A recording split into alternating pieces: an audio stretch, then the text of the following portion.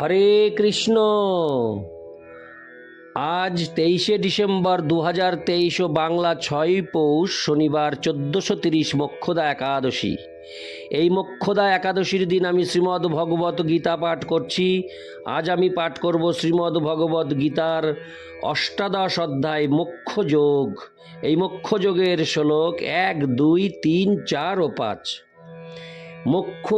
মোক্ষদা একাদশীর দিন আমি মোক্ষযোগ পাঠ করছি। হরে কৃষ্ণ। অডিওর শুরুতে আমি সকল ভক্তিমতী মা ও ভক্তবৃন্দের কাছে একটি প্রার্থনা করব, আপনারা আমার এই ছোট্ট চ্যানেল অমৃত গ্রন্থকে সাবস্ক্রাইব করে আমার পাশে থাকুন এবং আমাকে অনেক অনেক আশীর্বাদ করুন। আমি যেন সনাতন ধর্মের সব অমৃত গ্রন্থ আমি পরপর পাঠ করে আপনাদের শ্রবণ করাতে পারি, এইটুকু আমি আশা রাখি, আর কোনোই আশা রাখি না। এই আশা পূর্ণ করার জন্য ভগবান শ্রীকৃষ্ণের কৃপা প্রার্থী ও আপনাদের আশীর্বাদ প্রার্থী। তাই আপনারা সকলেই এই অমৃত গ্রন্থ চ্যানেলটিকে সাবস্ক্রাইব করে আমার পাশে থাকুন। হরে কৃষ্ণ হরে কৃষ্ণ কৃষ্ণ কৃষ্ণ হরে হরে হরে রাম হরে রাম রাম রাম হরে হরে। শ্লোক 1। অষ্টাদশ অধ্যায় মোক্ষযোগ। অর্জুন উবাচ সন্ন্যাসস্য মহাবাহ তত্ত্বমিচ্ছামি বেদিতুম ত্যাগস্য চ ঋষিকেশ পৃথক কেশিনী সুধন। অনুবাদ। অর্জুন বললেন, হে মহাবীর, হে ঋষিকেশ, হে কেশিনী সুদন, আমি সন্ন্যাস ও ত্যাগের তত্ত্ব পৃথকভাবে জানতে ইচ্ছা করি। তাৎপর্য: প্রকৃতপক্ষে শ্রীমদ্ ভগবদ গীতা 17টি অধ্যায় সমাপ্ত হয়েছে। অষ্টাদশ অধ্যায়টি পূর্বের অধ্যায়গুলিতে আলোচিত বিভিন্ন বিষয়বস্তুর পরিপূরক সারাংশ। ভগবদ্গীতার প্রতিটি অধ্যায়ে ভগবান শ্রীকৃষ্ণ জীবনের পরম লক্ষ্যরূপে পরমেশ্বর ভগবানের প্রতি ভক্তিযোগে সেবা সম্পাদনের উপরেই গুরুত্ব আরোপ করেছেন। সেই একই বিষয়বস্তু জ্ঞানের গুহ্যতম পন্থারূপে অষ্টাদশ অধ্যায়ে সংক্ষিপ্তভাবে বর্ণিত হয়েছে। প্রথম 6টি অধ্যায়ে ভক্তিযোগের গুরুত্ব দেখানো হয়েছে। যোগীনামপি সর্বেষাং, সমস্ত যোগীদের মধ্যে যিনি সর্বদাই অন্তরে আমাকে চিন্তা করেন তিনি শ্রেষ্ঠ। পরবর্তী 6টি অধ্যায়ে শুদ্ধ ভক্তি, তার প্রকৃতি এবং তার অনুশীলনের বর্ণনা করা হয়েছে। শেষ 6টি অধ্যায়ে জ্ঞান, বৈরাগ্য, জড় প্রকৃতি ও অপ্রাকৃত প্রকৃতির ক্রিয়াকলাপ এবং ভগবৎ সেবার কথা বর্ণনা করা হয়েছে। সেখানে সিদ্ধান্ত করা হয়েছে যে সমস্ত কর্মের অনুষ্ঠান করা উচিত পরমেশ্বর ভগবানের সংযোগে। তিনি ওং তৎসৎ শব্দগুলির দ্বারা প্রকাশিত হয়েছেন, যা পরম পুরুষ শ্রী বিষ্ণুকেই নির্দেশ করে। ভগবদ গীতার 3য় পর্যায়ে দেখানো হয়েছে যে ভগবদ ভক্তির অনুশীলন ছাড়া আর কিছুই জীবনের চরম লক্ষ্য নয়।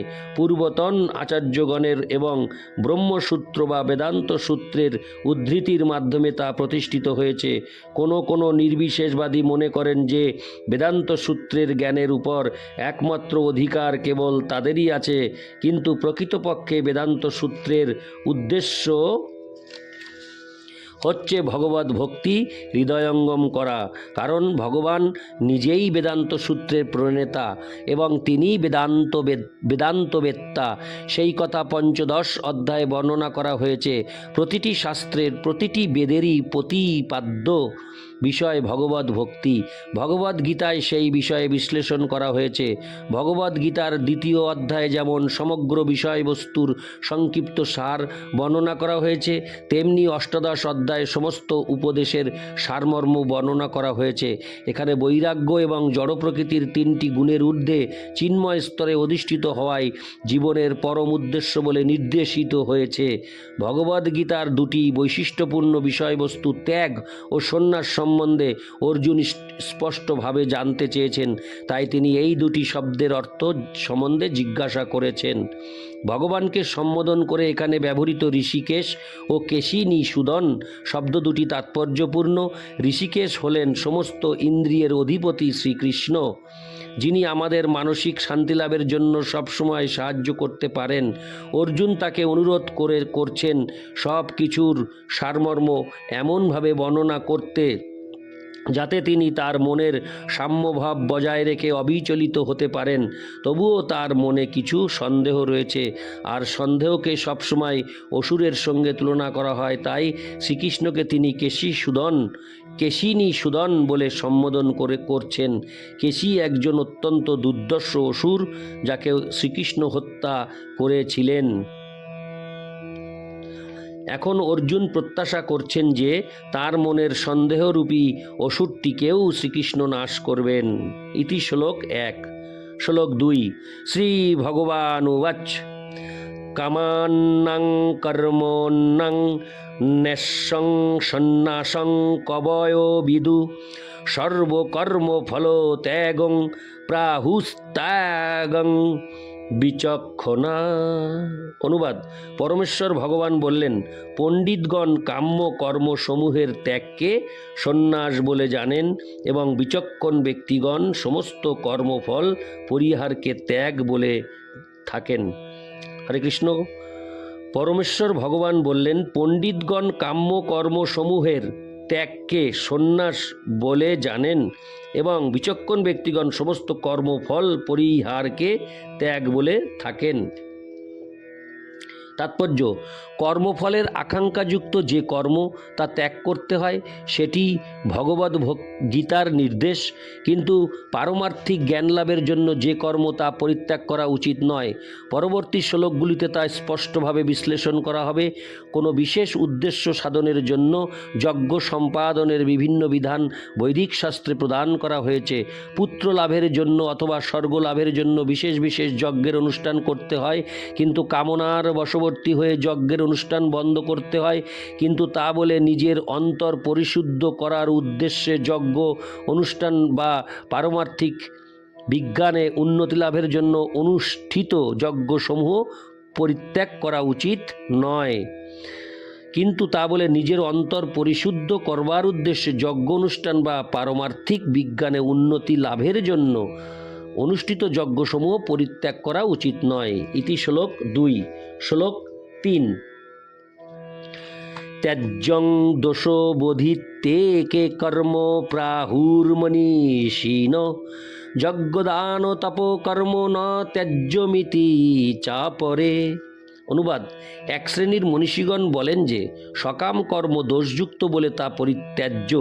অপর এক শ্রেণীর পণ্ডিত যজ্ঞ, দান, তপস্যা প্রভৃতি কর্মকে অপরিত্যাজ্য বলে সিদ্ধান্ত করেছেন। তাৎপর্য: বৈদিক শাস্ত্রে এমন অনেক কার্যকলাপের নির্দেশ দেওয়া হয়েছে যা তর্কের বিষয় হয়ে দাঁড়ায়। যেমন যজ্ঞে পশু বলি দেওয়ার নির্দেশ রয়েছে। আবার এটিও বলা হয়েছে যে পশু হত্যা করা অত্যন্ত ঘৃণ্য কর্ম। যদিও যজ্ঞে পশু বলির নির্দেশ বৈদিক শাস্ত্রে দেওয়া হয়েছে, কিন্তু পশু হত্যা করার কোনো নির্দেশ দেওয়া হয়নি। যজ্ঞে বলি দেওয়ার উদ্দেশ্য পশুটিকে নবজীবন দান করা। কখনো কখনো যজ্ঞে বলি দেওয়ার মাধ্যমে পশুটিকে নতুন পশুর জীবন দান করা হয় এবং কখনো কখনো পশুটিকে তৎক্ষণাৎ মনুষ্য জীবনে উন্নীত করা হয়। কিন্তু এই সম্বন্ধে নানা মুনির নানা মত। কেউ কেউ বলেন যে পশু হত্যা সর্বদা বর্জন করা উচিত, আবার কেউ কেউ বলেন যে কোনো বিশেষ যজ্ঞে পশু বলি দেওয়া মঙ্গলজনক। যজ্ঞ সম্বন্ধে এই সমস্ত সন্দেহের নিরসন ভগবান নিজেই এখন করছেন। হরে কৃষ্ণ। ইতি শ্লোক 3। শ্লোক 4।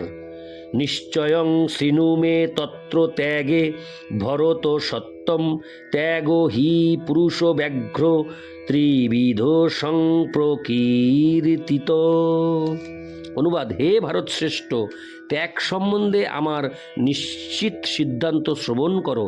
হে পুরুষ ও ব্যাঘ্র, শাস্ত্রে ত্যাগও 3 প্রকার বলে কীর্তিত হয়েছে। তাৎপর্য: ত্যাগ সম্বন্ধে ভিন্ন ভিন্ন মতবাদ থাকলেও এখানে পরমেশ্বর ভগবান শ্রীকৃষ্ণ তার রায় দিচ্ছেন। যা চূড়ান্ত সিদ্ধান্ত বলে গ্রহণ করা উচিত। যে যাই বলুন, বেদ ভগবান প্রদত্ত নীতি বিশেষ। এখানে ভগবান নিজেই উপস্থিত থেকে যা বলেছেন তার সেই নির্দেশকে চূড়ান্ত বলে গ্রহণ করা উচিত।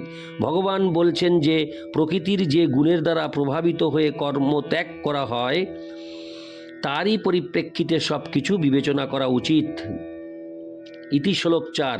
শ্লোক 5। যজ্ঞদান তপ কর্ম ন ত্যাজ্যং কার্যমেব তৎ যজ্ঞদানং তপশ্চৈব পাবনানি মনীষিণাম। অনুবাদ: যজ্ঞ, দান, তপস্যা আদি কর্ম ত্যায্য নয়, তা অবশ্যই করা কর্তব্য। যজ্ঞদান ও তপস্যা মনীষীদের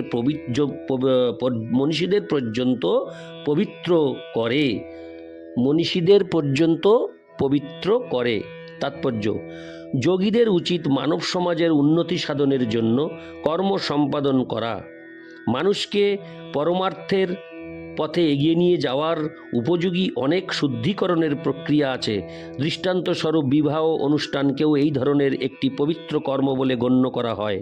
তাকে বলা হয় বিবাহযজ্ঞ। একজন সন্ন্যাসী যিনি সব কিছু ত্যাগ করেছেন এবং পারিবারিক সম্পর্ক ত্যাগ করেছেন, তার পক্ষে কি বিবাহ অনুষ্ঠানে উৎসাহ দান করা উচিত? ভগবান এখানে বলেছেন যে মানব সমাজের মঙ্গলের জন্য যে যজ্ঞ তা কখনোই ত্যাগ করা উচিত নয়।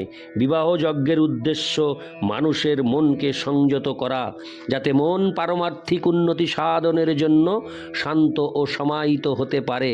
অধিকাংশ মানুষকেই এই বিবাহযজ্ঞ অনুষ্ঠানে উৎসাহিত করা সর্বত্যাগী সন্ন্যাসীদেরও কর্তব্য। সন্ন্যাসীর কখনোই স্ত্রী সঙ্গ করা উচিত নয়, কিন্তু তার অর্থ এই নয় যে যারা জীবনের নিম্ন স্তরে রয়েছে, যারা নবযুবক, তারা বিবাহের মাধ্যমে সহধর্মিণী গ্রহণ করবে না। শাস্ত্রে নির্দেশিত সমস্ত যজ্ঞই পরমেশ্বর ভগবানের শ্রীপাদপদ্মে আশ্রয় লাভ করার উদ্দেশ্যেই সাধিত হয়, তাই নিম্নতর স্তরে সেগুলি বর্জন করা উচিত নয়। তেমনি হৃদয়কে নির্মল করার উদ্দেশ্যে দান করা হয়। পূর্বের বর্ণনা অনুসারে যদি যোগ্য পাত্রে দান করা হয় তাহলে তা পারমার্থিক উন্নতির সহায়ক হয়। ইতি শ্লোক 5। হরে কৃষ্ণ হরে কৃষ্ণ কৃষ্ণ কৃষ্ণ হরে হরে হরে রাম হরে রাম রাম রাম হরে হরে। হরে কৃষ্ণ।